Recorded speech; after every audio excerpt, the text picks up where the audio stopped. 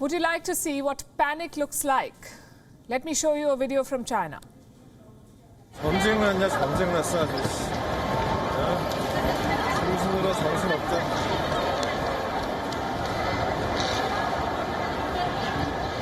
와 이게 뭐.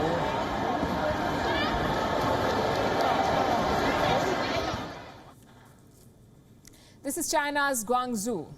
This video is from last week. It was recorded at the China International Beauty Expo. One attendee at this expo tested positive, one person. So Chinese officials did what they do best. They raised an alarm, shut down everything and forced everyone to take a Wuhan virus test. That's why these people were running in panic. Textbook case of what not to do. But this is becoming the norm in China. Day after day, city after city, hundreds if not thousands of people are lining up for tests. The Chinese establishment is overwhelmed by the crowds. They're struggling with Omicron. More than 50 million people are under lockdown. 50 million people in China locked down. The scale of this outbreak is massive. At least 13 cities have shut down. China suddenly feels the need for new hospitals. Look at this. In Jilin, Beijing is trying to build a makeshift hospital with 6,000 beds.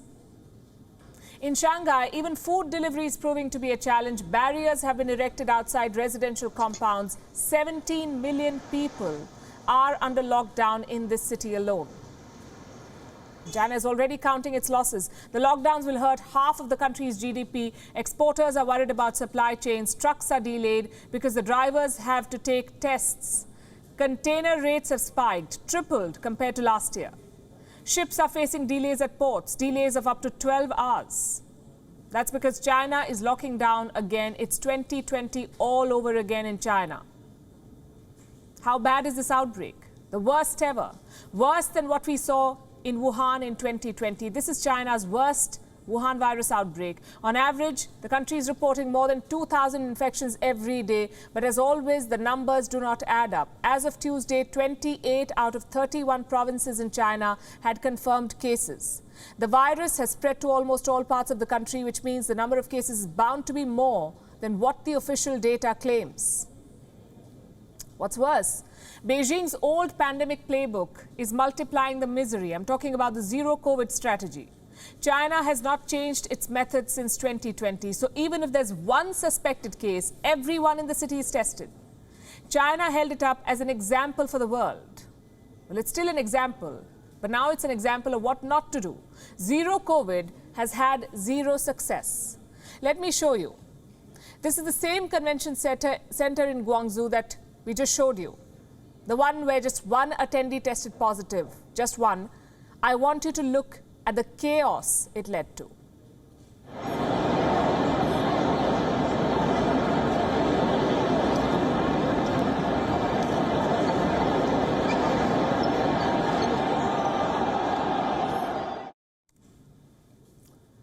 Thousands of people caged inside a convention center waiting for a negative Wuhan virus test. Is this the best way to handle an outbreak?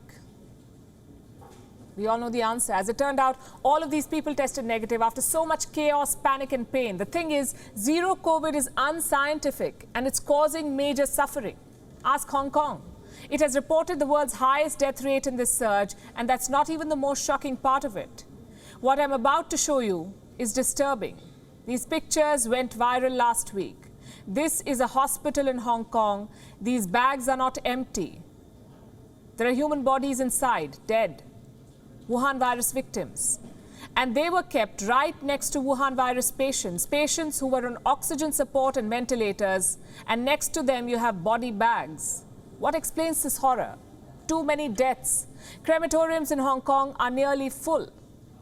Even the administration cannot deny this. Let me tell you what Hong Kong's chief executive Carrie Lam said. Our crematoriums are working day and night, and they're already close to their capacity. Carrie Lam says she still needs more time to fix the situation.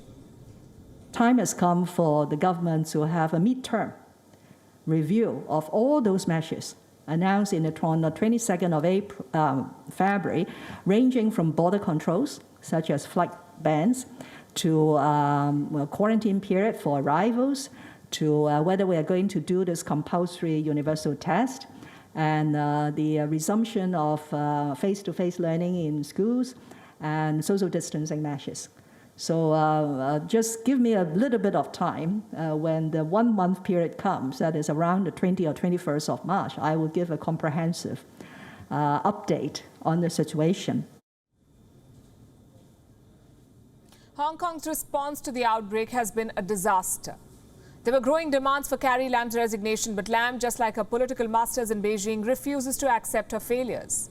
China depends on two tools to fight the virus. Number one is mass testing and lockdowns. The second is vaccines, Chinese vaccines. The first one is not practical, mass testing and lockdowns. The second one does not work, Chinese vaccines. Now, China may not admit to this, but it has failed to contain its homegrown virus, and now it is struggling to treat its patients. This week, China gave emergency use authorization to Pfizer's antiviral pill. It is called Paxlovid. It is one of the few available drugs to treat the Wuhan virus. Wasn't China working on its own antiviral pills? It's like the Chinese vaccine story. The pills don't work, so China has been forced to swallow its pride and accept foreign pills instead. WION is now available in your country. Download the app now and get all the news on the move.